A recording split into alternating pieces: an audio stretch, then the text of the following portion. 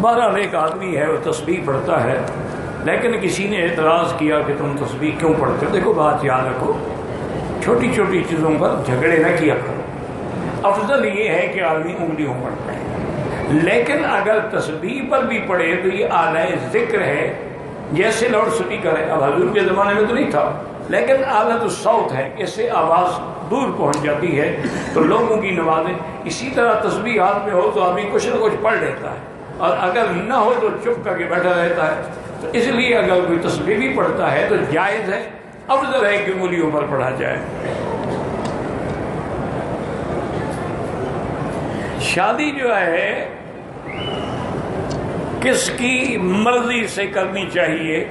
والدین کو، والدین بھی، اور جس سے آپ شادی کرنا چاہتے ہیں وہ بھی راضی، کیونکہ اگر وہ راضی نہ ہو، صرف آپ کے والدین راضی ہیں تو کوئی فائدہ نہیں۔ لازمی بات ہے کہ تمہارے والدین بھی راضی ہوں، اور جہاں رشتہ ہو وہ بھی اور اس کے والدین بھی راضی ہوں۔